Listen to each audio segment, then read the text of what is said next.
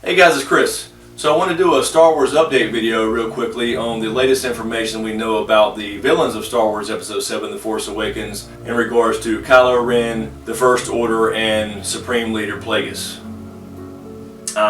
Snoke.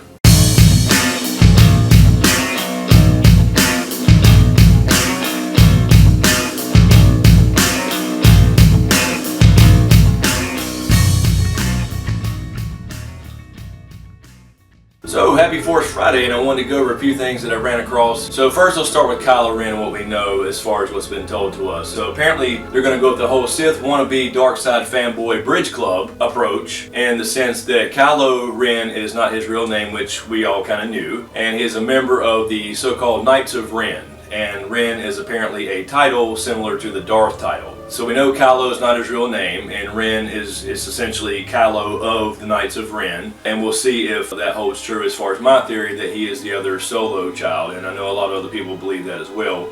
And perhaps even Luke's child, the equivalent of Ben Skywalker, although I think there's little chance of that because you'd have to get into the whole Mary Jade story or whatever they would rename her. And from what I understand, this is mainly going to focus on Han and Leia and their kids versus the whole Luke thing. So I think Luke will be more prominent in Episode 8 and 9. But we will kind of get an idea of what's going on with him. But as far as Kylo Ren goes, it looks like he's in this little Sith cult club, really infatuated with Darth Vader. And it could be just because, you know, it's been about 30 years since people have really seen Force users and that type of thing, but I believe it's more than likely because it's probably his grandfather. It looks like he is some Sith artifact collector being kind of obsessed with Vader because his mask is designed after Darth Vader, although the front looks like Revan. But when you do take off the hood and see it from different angles, it does remind you of the Vader mask, and perhaps even has parts of the original Vader mask, since we've seen the concept art of a figure holding the Vader mask after it was burnt in Return of the Jedi. But it looks like he's going to be on a mission to get a certain weapon that was lost in Empire Strikes Back, I believe. Now, as far as the whole Sith versus just Dark Jedi thing, JJ Abrams did say in an interview that Kylo Ren is not a Sith, but he is working under this Supreme Leader Snoke character. He said Ren's not a Sith, but he did not say that Snoke is not a Sith. He essentially said that he's a powerful user of the dark side. So to me, that implies that this guy's been around a while, been through some things, and as a matter of fact, Andy Serkis,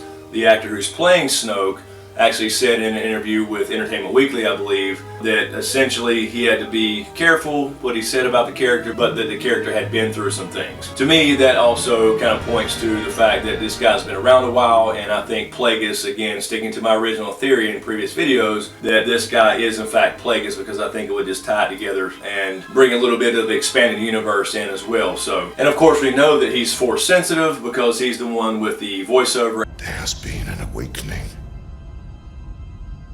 Have you felt it?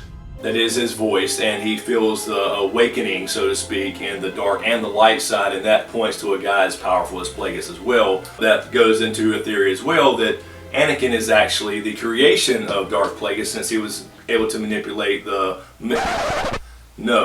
he was able to manipulate the Force and create life. We have seen some concept art that looks to be a Darth Plagueis type figure. Andy Serkis is using motion capture with the photos released on StarWars.com, and obviously he's not playing a human, more than likely a humanoid, and that could be a Mun, and we all know that Darth Plagueis was a Mun. So I still think that Plagueis will be in the film, and of course they are members of this so-called First Order. It seems to be the remnants of the Empire, but that also may imply with the name that there may be other factions out there fighting for control and fighting for power as well. It could be something to where, you know, Force users or what have you, or Jedi and Sith and that type of thing almost become a thing of legend. But another angle I want to throw in here real quickly is the Inquisitor angle. We see that with Star Wars Rebels, which is canon, that Darth Vader and Emperor Palpatine used Inquisitors, and Inquisitors are essentially Sith assassins. They're not real true Sith lords, although they do train in the arts of the Sith. They were not meant, as far as the Rule 2 went, although that may be out the window now, to really take over and lead as being a Sith master. But of course, they can all have their own lust for power. And now that we're seeing in Star Wars Rebels that Inquisitors were used in the Jedi Purge by Darth Vader and Sidious, perhaps this Snoke character is one of those old Inquisitors that's just gained a lot of power over the years. How would he do that? Well, Holocron Technology. Now, there is a rumor that perhaps Luke is off on some planet somewhere, perhaps, you know, Korriban or Tython or some planet in Star Wars history, and guarding an ancient Sith tomb because of its potential power. Now that's of course a rumor, it's just speculation, but that could bring in some old Republic type character like Exar Kun. That could imply that Holocron technology would be used. So an Inquisitor could perhaps get his hands on some old Sith Holocrons and learn from an actual Sith Master to tie this in if it's not an actual Sith Lord himself. Basically, Holocrons work by the creator uses his own essence and force to create the Holocron and creates a matrix, and it contains kind of his essence, his or her essence, so when somebody, a force user, uses it, opens it, they actually communicate with that. So it's almost like a portable teacher, so to speak. One thing I would like to add with Force Friday, all the toys were released, and this made me want to do this video actually because I didn't personally go out shopping for toys. I did have friends texting me pictures of the Star Wars toys on the shelves, and of course I went and looked online, and I noticed, of course, and I fully expected, that I would not see any Snoke toys. And there's a reason for that, because they don't want to give away who he is, and that to me points again that he is in fact somebody that we may know. If they put a Snoke character out on the shelves, then you're going to see his race, and if you see a Mun in a package, we're going to kind of know as Star Wars nerds, hey, this is Darth Plagueis, I don't care what his damn name is. JJ Abrams has said no when people asked about Plagueis, but he also said that Khan wouldn't be in Star Trek, so you can't really believe that because they're not going to tell you in the first place. Villains have always been cooler than the Rebels, or now the Resistance as it's called. So they're using him, and they can leak a little bit about his story out and kind of get us interested and get us kind of seasoned at the mouth, but they're not going to release his master or who he's working for as far as his identity, because I think it's a pretty big deal.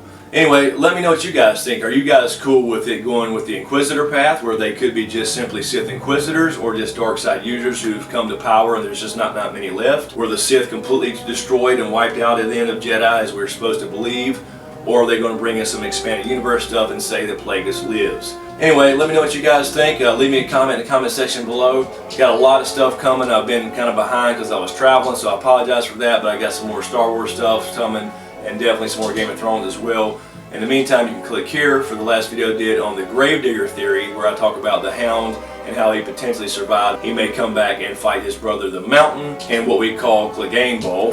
And also you can click here for the last Game of Thrones Q&A I did as well. And keep those questions and comments coming for Q&As for Star Wars and Game of Thrones. And feel free to leave me suggestions for videos in the future on either topic or other shows as well. Let me know what you guys think. Be sure to subscribe to get everything. Thanks for watching, you guys. Appreciate all the support. We'll see you next time.